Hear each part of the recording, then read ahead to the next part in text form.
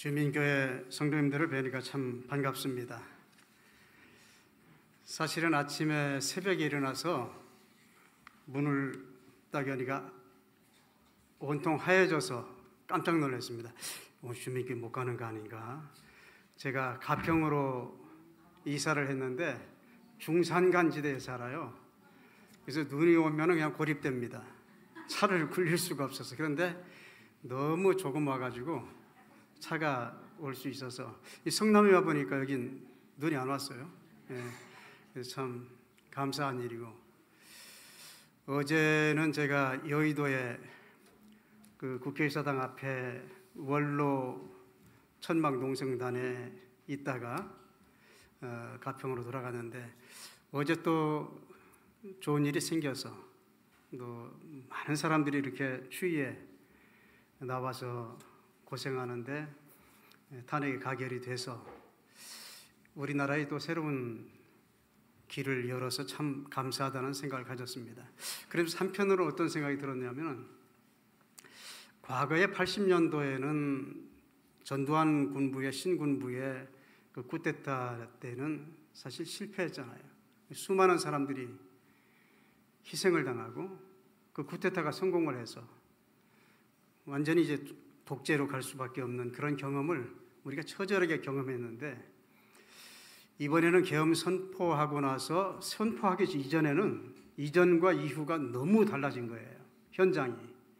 이전에는 대부분 이제 옛날에 운동을 했던 분들, 나이 든 분들이 대부분이었는데, 계엄 선포 이후에 갑자기 젊은 사람들이 모이기 시작하면서 분위기가 달라지고, 그러면서 이번 젊은 세대들은 민주주의를 향해서 성공을 한 거거든요. 실제로 성공의 경험을 가진 겁니다. 이 에너지가 앞으로 우리 대한민국에 어떤 영향을 끼칠까, 저는 상당히 기대를 하면서 앞으로의 추이를 봐야 되지 않을까 생각합니다. 너무 흥겹고 시위 문화도 전부 진화가 돼서 옛날 사람들은 전부 그냥 얼굴을 막 찌그리고 투쟁을 했는데, 지금 젊은 세대들은 웃고 즐기고, 어떤 사람은 그런 사람도 있었다고 하더라고요. 집에서 매일 게임만 하는 사람이 제발 좀 게임 좀 하게 가만히 놔두시오 하고 등에다가 붙이고 나와서 노트북 들고 나와서 그 돌에 앉아서 게임하면서, 이런 것은 아마 전 세계 아무 데도 없을 거예요. 전 세계에서 정말 깜짝 놀랄 정도로 정말 그 시위 속에 뭐 폭력도 없고 어디 뭐 약탈하는 것도 없고, 미국은 한번 시위가 일어나면 막 불타고 약탈하고 하지 않습니까? 한국의 민주주의가 그만큼 성숙되고, 그리고 한국에 있는 사람들이 정말 민주주의자들이다, 이런 평가가 지금 나오고 있는 것 같습니다. 저희 주민교회는 여러 번 들른 적이 있고요. 우리 이해학 목사님하고는 옛날부터 같이 목회자 전국 정의평화 실천협의회에서 같이 민주화 운동을 쭉 하면서, 지금까지도 이 목사님은 엊그저께도 만나서 같이 식사하고 그랬습니다. 그리고 이훈삼 목사님은 특별히 제가 이제 NCC에서 화해통일위원장 할 때 국장이었거든요. 그래서 함께 일을 하고, 또 지난번 WC 14 총회 하기 전에 이제 평화열차를 했었는데, 그때 평화열차 제가 위원장을 맡아가지고 베를린에서부터 부산까지 23박 24일 시베리아 횡단, 몽골 횡단을 해서 오는 그 과정들 속에서 이제 이 목사님이 또 실무자로 굉장히 노력을 많이 하셨고, 또 함께 일한 그런 경험들이 있었고, 저희 교회에도 이훈삼 목사님 오셔서 또 재직 수련회를 해주셔서 늘 가까이 지내고, 두 분 다 제가 정말 마음속으로 존경하는 분들입니다. 이번에 성남 주민교회가 이훈삼 목사님을 총회 총무로, 참 쉽지 않거든요. 교회가 내 교회를 목회하는 목사님을 더 큰 바다를 향해서 나갈 수 있도록 이렇게 놓아드린다고 하는 것이 쉽지가 않은데, 주민교회가 굉장히 성숙한 교회구나 하는 그런 생각을 가졌어요. 과거에 보면은 우리 김상근 목사님이 수도교회에서 목회하실 때 총회에 많은 분들이 총회가 필요로 했습니다. 그 당시에 그 시대를 이끌어갈 우리 총회 지도자가 필요해서 그 수도교회 요청을 했는데, 그때 이제 뭐 한국유래 최태섭 회장님이라든가 장로님이셨으니까 그분들이 당회에서 의논을 해서 그럼 우리 교회가 한국교회를 향해서 우리 목사님을 놓아드리자. 그렇게 해서 김상관 목사님이 총회 총무가 되시면서 그 수도교회가 그 뒤에서 뒷바라지를 잘 하셔서 지금 굉장히 한국을 이끌어가는 그런 지도자가 되신 것을 우리가 알 수 있습니다. 아마 이윤삼 목사님도 그렇게 하리라고 저는 생각을 합니다. 제가 오래전에 고 신영복 선생님의 강연을 들을 기회가 있었는데 그분이 그런 강의를 했어요. 서양 철학이라고 하는 것은 존재론에서부터 시작을 하고 우리 동양 철학은 관계론에서부터 시작을 한다. 이런 얘기를 하시더라고요.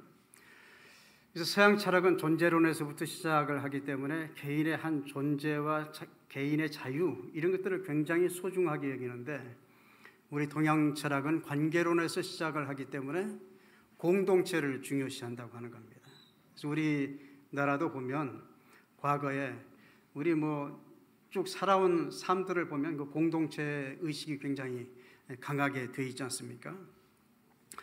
그러면서 그 신영복 선생님이 감옥에 오랫동안 생활을 하시면서 그곳에서 서예를 하시기 시작했고 신영복체를 만들어냈죠. 아마 많은 사람들이 그 글씨를 기억할 거예요. 소주에도 아마 신영복 선생님 처음처럼 그게 이제 신영복 선생님 그린 걸로 알고 있습니다. 더불어 숲이라든가 여럿이 함께 또 함께 맞는 비 이런 글씨들을 이 신영복 선생님이 많이 쓰셨거든요. 그런데 그 글씨체는 우리가 들여다보면 한자 한자 떼서 들여다보면 삐뚤어지고 그런 글이에요. 그런데 사실 그대로 전체를 놓고 보면 서로 그 글들이 기대고 있다고 하는 것을 우리가 느끼게 됩니다. 그 글 자체가 상당히 공동체적으로 모여 있는 것을 보게 됩니다. 그 신영복 선생님의 글씨체는 동양 철학의 관계론에서부터 출발을 해서 글씨체를 만들어낸 거예요. 그러면서 그분이 그런 고백을 하는 걸 들었습니다. 글을 쓰려고 하면 내가 어떤 글을 써야 되겠다 하는 것을 마음속에 품고 그 다음에 벼루에다가 물을 붓고 그리고 먹을 갈기 시작한다는 겁니다. 그래서 그 글씨를 계속 하면서 마음이 가라앉을 때까지 쭉 먹으로 간 다음에 그 다음에 이제 붓으로 먹을 찍어서 한 획을 그으면 항상 마음이 안 든대요. 그럼 그 다음 획을 통해서 보완을 하고 그래서 한자를 써놓고 나면 그것도 마음이 안 든대요. 그럼 그 다음 자로 거기에 보완을 하고 해서 마지막에는 낙관을 찍는 것까지 그 모든 것들이 함께 보완해서 균형을 이룰 수 있도록 만드는 글이 자기가 써내려가는 글이라고 하는 그런 고백을 들었습니다. 사실 그 글씨 가운데 철학이 들어있는 거죠. 공동체, 연대 이런 것들이 굉장히 중요한 것입니다. 우리는 산업사회를 통과하면서 자본주의에 깊이 물들면서 개인주의가 굉장히 팽배해 있죠. 그것이 공동체를 파괴하고 양극화를 만들어내고 그리고 이기주의가 극도로 이제 심화되는 그런 과정들을 지금 겪고 있고 그런 것들 때문에 수많은 사람들이 아픔과 고통을 겪고 있는 것이 사실입니다. 그런데 저는 이번에 이 탄핵 과정을 보면서 우리 국민들이 속에 들어있는 공동체적인 에너지가 담겨져 있구나 하는 생각을 정말 많이 가졌습니다. 어제도 여의도에서 보니까 국회의사당 앞에 오뎅차가 쫙 늘어서 있어요. 그래서 국민들에게 진상하는 거라고. 저도 그래서 오뎅을 얻어 먹었는데 뭐 그냥 다 무료로 주는 겁니다. 그 차들이 전부. 감자를 쪄서 주는 데도 있고. 농민들은 떡가래를 빼가지고 와서 막 떡가래를 하나씩 막 주기도 하고, 어떤 카페는 막 줄이 쭉 늘어서 있는데 전부 선결제를 해놓은 거예요. 어떤 분들이 그 카페에다 한 500만 원 주고 이 떨어질 때까지 전부 커피를 나눠주십시오. 그런 선결제를 한 곳이 굉장히 많은 것을 봤습니다. 돌아다니면서. 우리 국민들이 이렇게 놀라운 사람들이에요. 나만을 생각하지 않고 정말 이 나라를 생각하고 민족을 생각하는 마음들, 그리고 내 곁에 있는 사람들을 생각하는 그런 마음들을 가진 그런 유전자와 에너지를 가지고 있기 때문에 저는 소망이 있다고 생각을 합니다.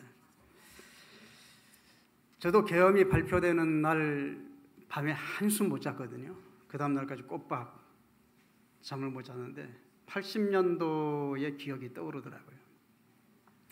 제가 80년대 그 계엄 사태 때는 안병무 선생님이 운영하시는 한국신학연구소에 근무를 했었는데, 그때 이제 계엄 선포가 되면서 그때 광주를 고립을 시키고 그때 전부 언론을 차단했기 때문에 서울에 있는 사람들은 잘 몰랐잖아요. 거기에서 그런 사건이 일어나는 거, 수많은 사람들이 학살을 당하는 걸 몰랐다고요.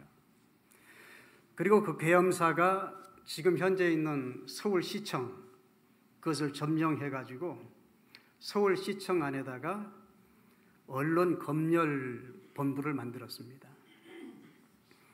제가 이제 안 선생님이 이제 현존이라고 하는 잡지를 발간했거든요. 함석헌 선생님은 CR의 소리를 발간하고 백락천 선생님은 창작과 비평 발간하셨는데, 그때 이제 그 서울시청 2층에 그런 계엄 본부가 차려져서 늘 거기 가서 검열을 받아야 됐어요. 언론은. 그래서 제가 거기를 늘 드나들었습니다. 검열 받으러 들어다녔는데 아마 보통 분들은 상상을 하지 못할 일들이 그 속에서 벌어진 거예요.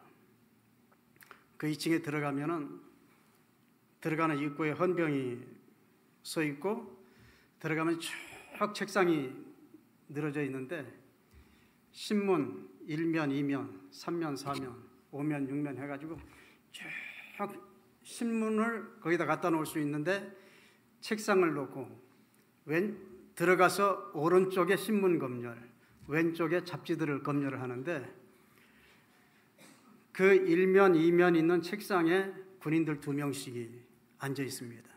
하나는 영관급이고 하나는 뭐 대위 정도 되는 분들이 둘씩이 앉아 있습니다. 그러면 신문사에서 그날 신문을 일단 찍어가지고 제목이나 이런 것은 하나도 없이 그냥 공단으로 가지고 갑니다. 계엄사에. 그래서 거기다 1면, 2면 쫙 펴놓으면 군인들이 매직을 가지고 뺄 것은 빼고 그리고 거기에다가 제목을 자기들이 씁니다. 그러면 그게 신문이 되는 거예요. 그 당시에. 우리 잡지 같은 경우는 전부 빼라고 전부 하면 그 당시에 저항의 의미로 그 뺀 자리를 네모 박스를 해서 책 광고를 넣습니다. 나중에는 사람들이 읽으면서 다 알잖아요. 뭐 우회하고 연결이 안 되니까. 그러니까 거기에도 압박을 하니까 나중에는 그냥 빈 박스로 공란으로 넣어서 하다가 저항을 하다가 결국 80년 8월 달에 뭐 창작과 비평, CR의 소리, 현존 뭐 다 폐간당했습니다. 8월 달 거 찍어놓고 배포도 못하고 폐간당하고 아무것도 할 수 없는 그런 상태가 됐거든요. 이런 시대가 또 오나. 언론을 탄압하고 우리 자라나는 세대들이 어떤 시대를 살아갈까 하는 생각에 정말 가슴이 떨리더라고요. 그런 시대를 살아봤는데 지금 젊은이들이 그런 시대를 경험하지 않았지만은 젊은이들의 방식으로 거리에 쏟아져 나와서 이번 사태를 해결해내는 것을 보면서 그래도 과거에 싸웠던 사람들의 그 유전자가 면면이 이 젊은이들에게 흘러가서 새로운 방법으로 진화가 돼서 결국 이 새로운 시대를 열어내고 있구나 하는 생각을 가졌습니다. 우리가 정말 그리스도인이 된다고 하는 것이 무엇일까? 그냥 우리가 교회만 잘 다니고 또 예배만 잘 드리면 되는 것일까? 그러면 뭐 천국 가고 영생을 얻는 것일까?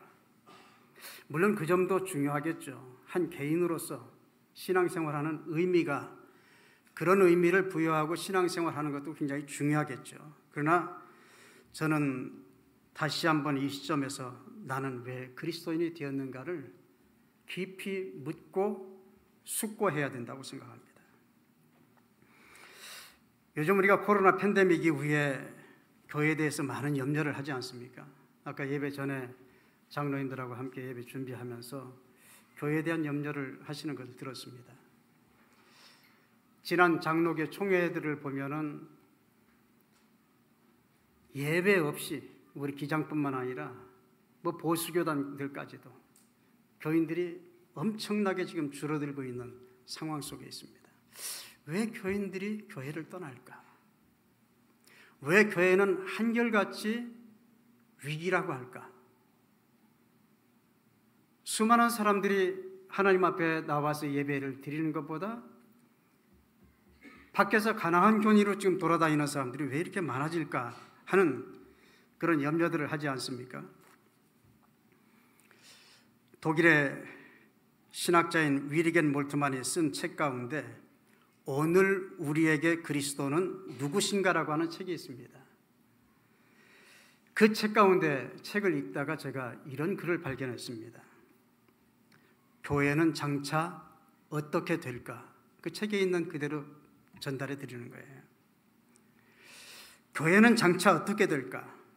염려하며 묻는 남녀 신학자, 남녀 목사, 그리고 모든 이에게 말하건대 교회를 잊고 하나님의 나라를 생각하라. 그의 의를 구하라. 그리하면 살아있는 교회도 저절로 주어질 것이다. 국가의 안전을 염려하거나 자신의 권력에 신경 쓰는 남녀 정치가 남녀 시민과 모든 이에게 말하건대 국가를 잊고 하나님의 나라와 그 의를 생각하라. 그리하면 너희는 국가 권력을 제한하고 국가 권력이 사람들과 자연의 권리에 봉사할 수 있게 만들 것이다. 이렇게 얘기했습니다. 우리는 그리스도를 따르면서 무엇을 염려하고 있습니까? 예수님께서도 그 당시에 삶을 간파하셨듯이 너희가 무엇을 먹을까, 무엇을 입을까, 무엇을 마실까 염려하지 말아라. 너희는 먼저 그의 나라와 그 의를 구하라. 그리하면 이 모든 것을 더하시리라고 말씀하셨습니다. 우리의 염려가 과연 어디에 있나? 과연 이 땅 위에 하나님 나라가 이루어지기를 위해서 염려하면서 우리가 기도하면서 하나님 나라의 공동체를 이루기 위해서 우리가 몸부림치고 있는가? 아니면 우리의 내면의 욕심이나 탐욕에 기대어서 그런 염려 속에 지금 머물고 있는지, 이것을 우리가 살펴볼 수 있어야 된다고 하는 것입니다. 오늘 우리에게 주어진 본문은 두 개의 질문을 던집니다. 하나는 내가 어디 있느냐라고 하는 질문이고, 이것은 존재에 관한 질문입니다.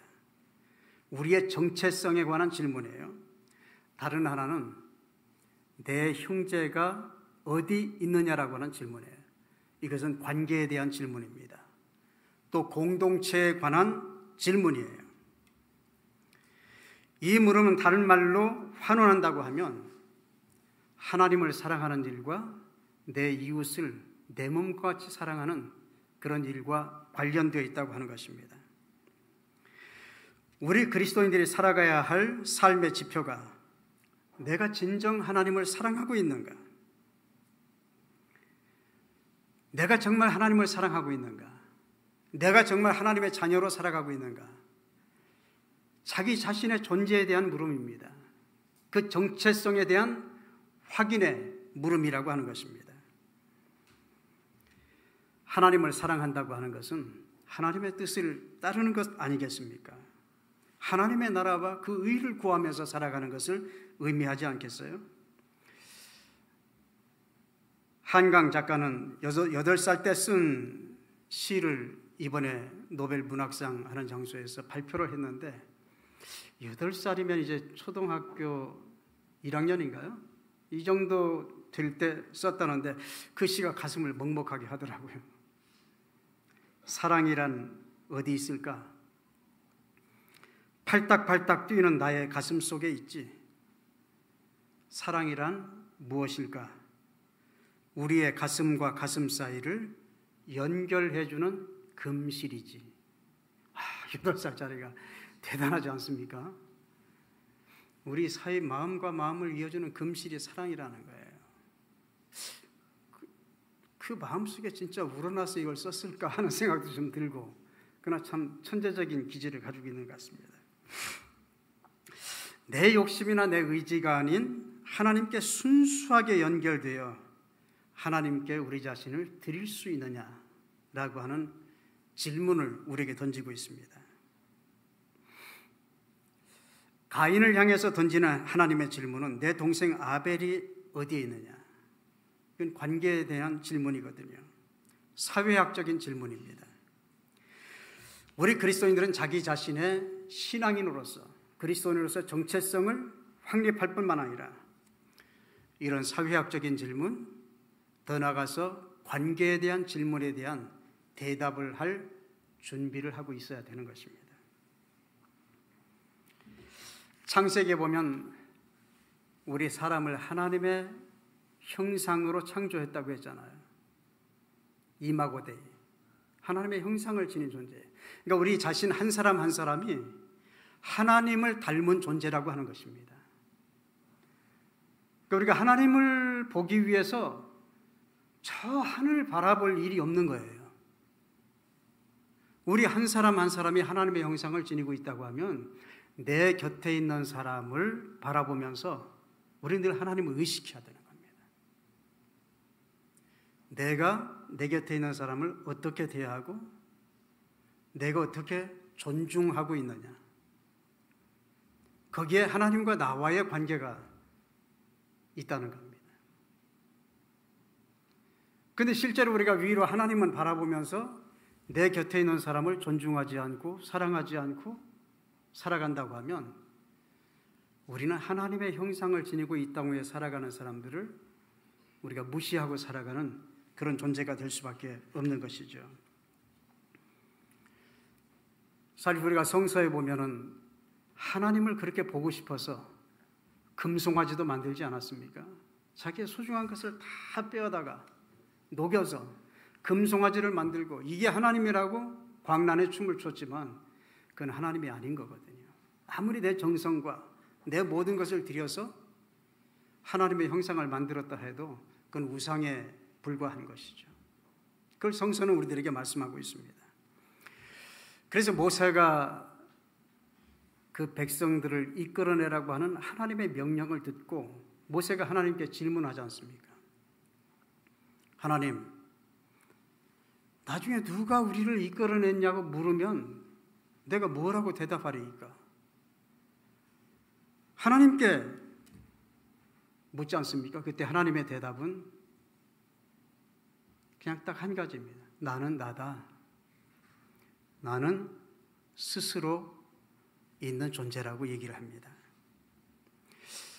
나는 나라고 하는, 나는 스스로 존재한다라고 하는 말이 뭘까요?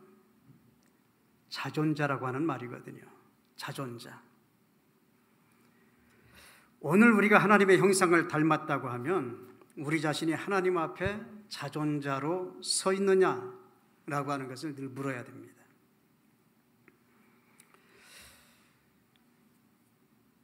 우리의 신앙도 누가 하라 해서 하는 신앙이 아니라 내 자신이 스스로 하나님 앞에 자존자로 서서 하나님과 맞닥뜨려서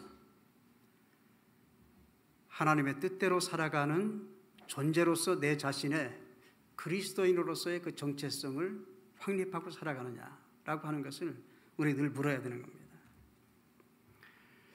교회를 가리켜서 타자를 위한 존재라고 말한 신학자가 있습니다. 본회퍼라고 하는 신학자예요. 독일의 히틀러가 전쟁을 일으키고 수많은 유대인들을 가스실로 보내고 독일 국민들을 전쟁의 지지자로 몰아갈 때, 특히 독일 교회가 히틀러 전쟁에 가담할 때 본회퍼는 그 히틀러를 미치광이 운전사로 봤습니다. 내가 목사로서 이 미치광이가 차를 몰고 가는데 나중에 수많은 사람들을 다 희생시키고 나면 나는 목사니까 가운 입고 그 사람들 장례만 치르면 내 의무를 다하는 것인가? 아니다. 저 차 속에 있는 수많은 사람들을 희생시키기 전에 저 운전자를 끌어내리는 것이 목사로서의 사명이다.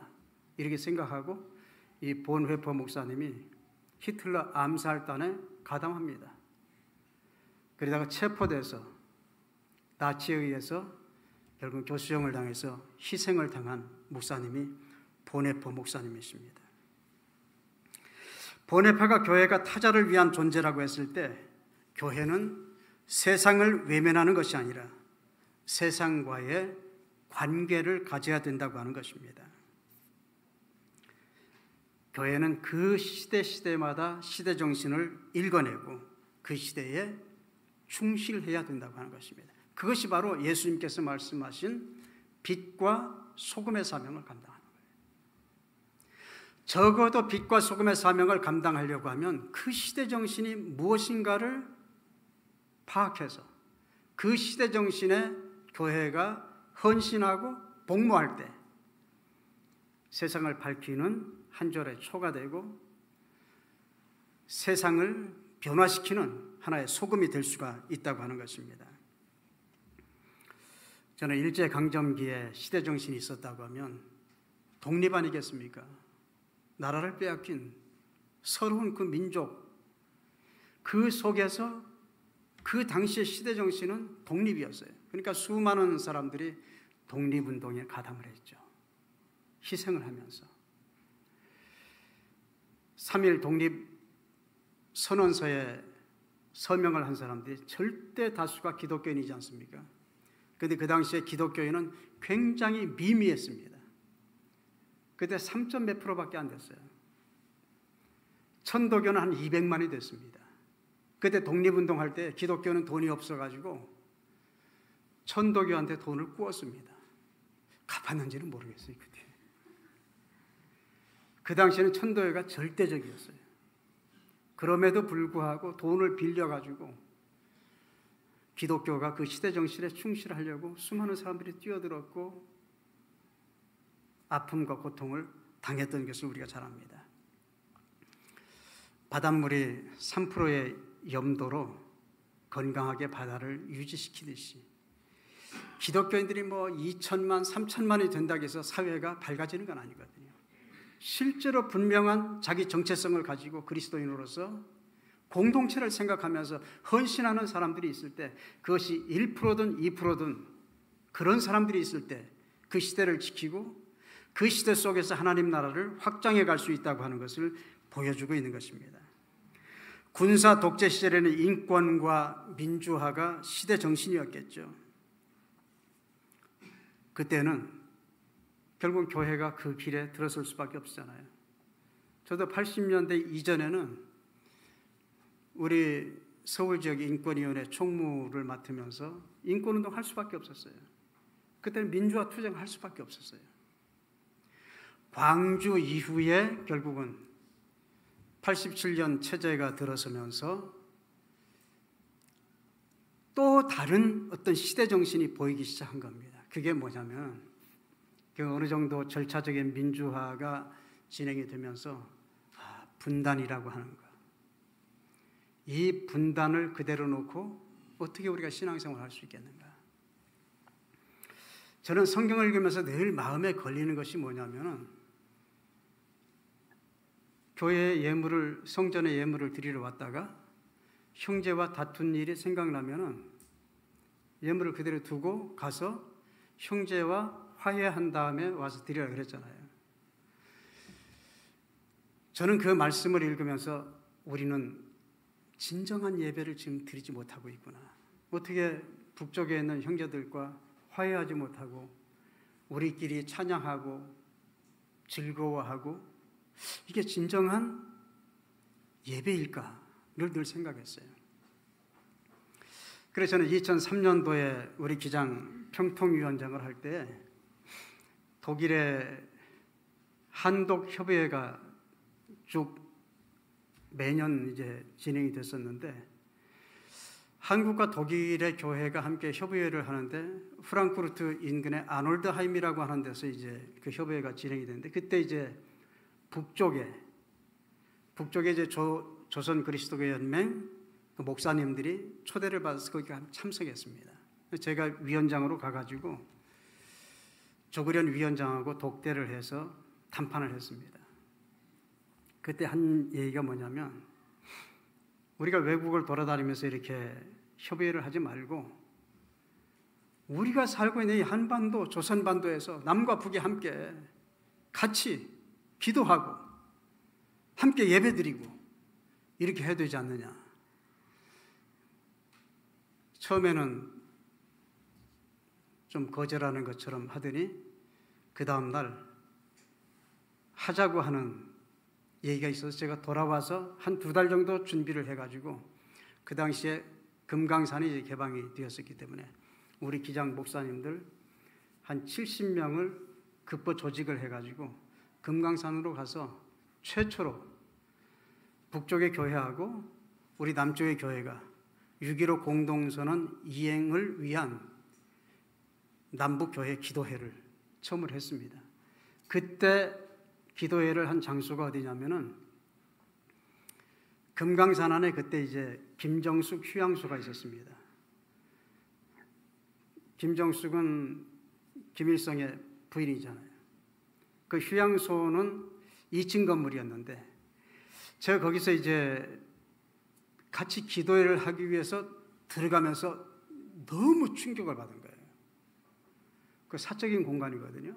우리로 말하면 뭐 청남대 이런 데처럼. 그 집안 사진이 다 걸려 있어요. 위에. 김정일이가 망원경 가지고 이렇게 어려서 그 아버지 어머니 앞에서 보고 있는 이런 사진들이 걸려 있는 그곳에서 기도를 하고 찬송가가 울려 퍼진다. 놀라운 일 아닙니까? 나중에 그 자리에 현대 호텔이 들어섰어요. 그러면서 이제 한 6번 정도를 금강산에서도 대규모로 하고 평양에 가서도 기도회를 같이 하고 그러다가 이명박 정부 들어서면서 못하게 됐죠. 참 안타까워요. 지금도 우리가 이번 계엄령도 봤지만은 사실 이 계엄령을 뭘로 정당화할 수 있겠습니까? 할 수 있는 건 아무것도 없어요. 이 분단 체제를 이용하는 길밖에 없는 겁니다. 이 분단 체제를 우리가 극복하지 않고는 영원히 우리 민족은 언제나 불안 가운데 살아갈 수밖에 없어요. 분단이라고 하는 이 안보 프레임이라고 하는 것은 언제나 적을 설정해야 되고 적개심을 가져야 되고 그 적개심이라고 하는 것은 끊임없이 폭력성을 유발하게 되어 있습니다. 그것이 사람들의 마음속에 계속 만연될 수밖에 없는 그런 상황 속에 우리가 살아갈 수밖에 없죠. 그러니까 오늘 우리가 이 분단 시대를 살아가면서 오늘 이 시대 정신이 뭐냐?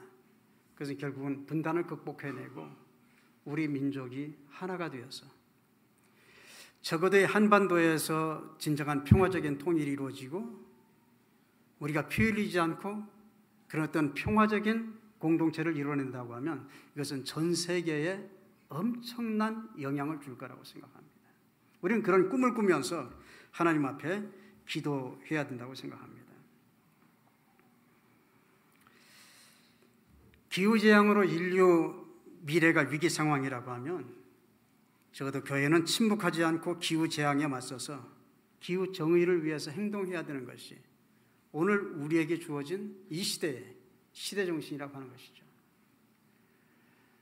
하나님께 예배를 드리고 찬양하는 것도 굉장히 중요하지만 우리가 이런 시대 정신을 가슴속에 품고 그것을 위해서 함께 기도하고 함께 행동하고 마음을 모아가는 것, 이것이 그리스도인들이 있어야 될 자리인 겁니다.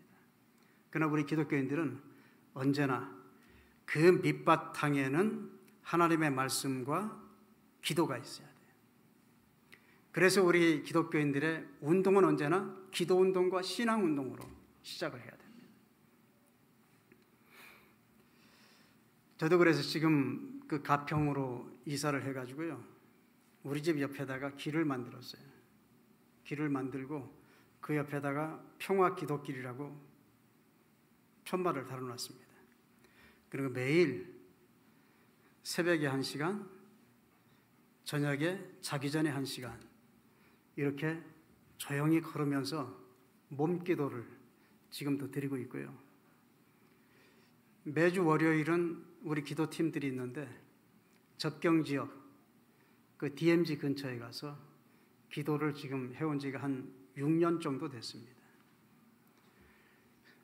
어떤 때 영하 16도, 20도 되는데 산 꼭대기 위에 앉아서 기도하기도 하고 눈 위에 앉아서 기도하기도 하고 그러면서 하고 있습니다. 이런 기도의 모임들이 이어져서 올해도 사실 사순절에 올해죠. 사순절에 4대 종단 DMZ 기도회로 이어지게 됐고, 그래서 임진각에서 고성까지 400km를 발로 걸으면서 21일 동안 기도를 했습니다. 지금도 준비하고 있는데 내년에 5월 달에 이제 걷는 기도 순례 모임은 고성에서부터 파주까지 걷는 모임으로 지금 준비를 해나가는 가운데 있습니다. 그래서 6월 6일 날 파주 평화의 동산에서 평화의 날 개최를 지금 준비하고 있습니다. 결국 이 분단 문제를 극복해내지 않는 한 끊임없이 우리 사회는 불안해질 수밖에 없고 전쟁의 위협에 시달릴 수밖에 없고, 아무리 선진국으로 간다 하더라도 한순간에 전쟁이 일어나면 우리가 우크라이나 보지 않았습니까? 또 더 나가서 팔레스타인 같은 데 보지 않았습니까? 순식간에 초토화되고 마는 거예요. 이런 일들을 바라보면서 우리가 끊임없이 기도해야 되지 않을까 생각합니다. 우리가 지금 대림절 기간을 지내고 있고 조금 있으면 성탄절이 다가오는데 이 말씀만 하고 마치도록 하겠습니다. 마태복음 25장에 보면 최후 심판의 비유가 나와요. 그때 거기 질문이 있지 않습니까? 내가 배고플 때 먹을 걸 주었느냐? 목마를 때 마실 걸 주었느냐? 헐벗을 때 옷을 주었느냐? 감옥에 갇혀 있을 때 찾아와 주었느냐? 이런 내용들이 나오잖아요. 하나는 너희들이 찾아와 주었다. 한쪽은 너희들은 찾아와 주지 않았다. 이 최후의 심판의 비유거든요. 그때 질문을 던지죠. 언제 예수님이 그렇게 배고팠습니까? 언제 예수님이 헐벗었습니까? 그러니까 예수님이 뭐라고 말씀하시죠? 지극히 적은 소자에게 한 것이 내게 한 것이다. 그런 얘기거든요. 그러면 예수님은 누구와 동일시하는 겁니까? 내 곁에 있는 가장 작은 약자가 곧 나라고 하는 겁니다. 저는 이 대림절 기간에 또 더 나아가 성탄절을 맞이하면서 우리가 예수님을 기다리지 않습니까? 기다릴 필요가 없이 우리는 찾아가야 됩니다. 어디로? 약자들과 관계를 맺기 위해서. 약자들과 관계를 맺기 위해서. 제가 복음서를 읽으면서 발견해낸 단어가 있는데요. 그 안병모 박사님은 오클로스라고 하는, 민중이라고 하는 그 단어를 찾아내서 민중신학을 말씀하셨는데, 제가 그 복음서를 쭉 읽어나가다 보니까 히란말로 푸토코스라고 하는 단어가 눈에 들어오더라고요. 푸토코스라고 하는 말이 뭐냐면 가난이라고 하는 말이에요. 가난. 근데 반드시 푸토코스라고 하는 가난이라고 하는 단어는 구원과 연결이 되어 있어요. 구원의 문제야. 이 페네스라고 하는 말은 하루하루 벌어서 먹을 수 있는 가난을 얘기할 때 페네스라고 하는데 그건 고린도후서에 딱 한 번 나와요. 그런데 이 푸토코스는 많이 나오는데 자기 힘으로 벌어서 먹을 수 없는 거지를 얘기하는 겁니다. 누군가가 도와주지 않으면 살 수 없는 사람. 그 사람과 연대하는 사람들. 나사로의 비유에 나오는 나사로도 푸토코스예요. 원문에 보면. 성서는 그렇게 내 곁에 있는 약자들을 존중해주고 그들과 함께 더불어 살아가는 삶 속에 진정한 구원의 역사가 이루어지고 하나님 나라가 이루어진다라고 하는 것을 끊임없이 얘기하고 있습니다. 저는 이번 성탄절을 맞이하면서 내가 그리스도인으로서 나라고 하는 존재, 내 정체성은 지금 어느 자리에 있는가? 그리고 나라고 하는 존재가 과연 어떤 관계를 지금 이루면서 살고 있는가라고 하는 것을 한번 생각해 봤으면 좋겠습니다. 우리가 인간이라고 하는 한자도 보면 사람 인자라고 하는 게 혼자 살 수 없잖아요. 그래서 혼자 작대기 하나 끊고 옆에다 작대기 하나를 받쳐가지고 사람 인자가 된 거예요. 사람은 서로 기대야 되는 거예요. 간자도 사이간자예요. 관계를 얘기하는 겁니다. 저는 우리 주변에는 수많은 사람들이 지금도 어려움과 고통을 겪고 있고 우리가 알게 모르게 수많은 사람들이 눈물을 흘리고 고통을 당하는 사람들이 있습니다. 우리가 조금만 마음을 기울이고 조금만 생각하면 언제든지 우리는 그들을 위해서 기도할 수 있고 손잡을 수 있고 다가갈 수 있다고 하는 것을 꼭 기억하시기 바랍니다. 저는 제가 섬기던 교회 집사님이 지금은 이제 장로님이 되셨어요. 제가 은퇴하기 바로 몇 달 전에 장로님이 되셨어요. 근데 그분이 정말 사람들을 많이 섬기시는 분인데 사업을 하시는 분입니다. 그분이 굉장히 많은 지원들을 해서 이웃과 더불어 사는 그런 삶을 해오셨어요. 그래서 제가 지난 주간에는 그 사회적 기업 협동조합하고 함께하는 몰래산타 올해로 13번째거든요. 13번째 행사를 했는데 그분이 이제 지원해서 하는 건데 사회적 기업에서 생산하는 물건들을 박스에다 담는데 한 20만 원, 25만 원 정도. 그리고 그 밖에 카피트나 쌀 같은 건 또 뭐 지원 받아가지고 주는데 한 1200박스 정도 마련해서 나누는 일들을 지금 13년째 해왔고요. 또 그분이 뭐 그냥 편안하게 살아로 되시는 분이에요.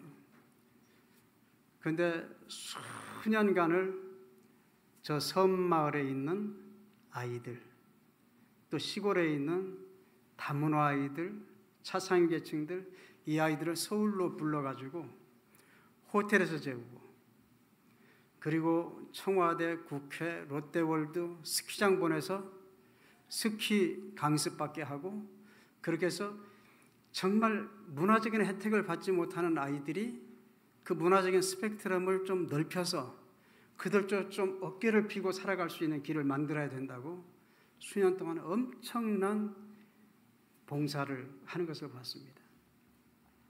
저는 그리스도인의 삶이라고 하는 것은 우리에게 주어진 것들, 그런 것들을 어떻게 함께 나누면서 관계를 형성해 가느냐 하는 것을 굉장히 중요하게 생각합니다.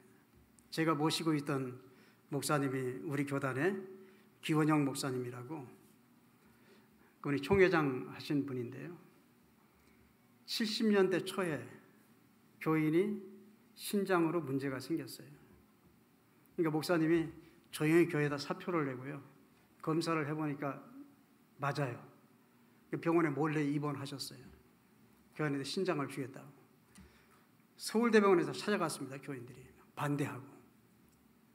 그러니까 사표를 던지고 그 당시에는 초기이기 때문에 수술하다 죽을 수도 있는 그런 상태. 김진복 박사라고 그분이 처음 그 집도를 했는데 그러면서 저한테 그런 얘기를 하시더라고요. 목사님이. 하나님께서 2개를 주신 것은 나누라고 주신 거야. 왜 눈도 2개고 콩팥도 2개고 이건 다 하나는 나눠주라고 준 거라고 이렇게 얘기를 하시더라고요. 우리의 삶이 살아가면서 어떤 삶을 지향할 것인가? 우리는 끊임없이 고민하고 기도하면서 우리가 살아가는 삶 속에서 진정으로 하나님 나라를 경험하고 내 곁에 있는 사람을 하나님과 같이 소중한 존재로 맞아들이고 함께 해나가는 과정 속에서 우리는 비로소 하나님이 우리 안에 계신다라고 하는 임마누엘을 우리가 경험할 수 있다고 생각합니다. 우리 자신의 존재와 관계를 통해서 그러한 임마누엘의 하나님을 함께 경험해 갈 수 있기를 원합니다. 기도하시겠습니다. 하나님 감사합니다. 오늘 이렇게 훌륭한 목사님들이 목회해온 우리 이양 목사님 또 이윤삼 목사님 목회원 이 교회에 와서 하나님의 말씀을 전하게 하신 것 감사합니다. 이 주민교회를 하나님께서 축복해 주시고 이 주민교회가 이 땅 위에서 하나님 나라를 이루어갈 수 있도록 은혜를 베풀어 주시길 원합니다. 앞으로 좋은 목사님을 하나님께서 보내주셔서 주민교회가 이 지역의 주민을 섬길 뿐만 아니라 민이 주인이 되는 그런 교회를 만들어가는 진정한 하나님의 교회가 되게 하여 주시옵소서. 예수님의 이름 받들어서 간절히 기도 올리옵나이다. 아멘.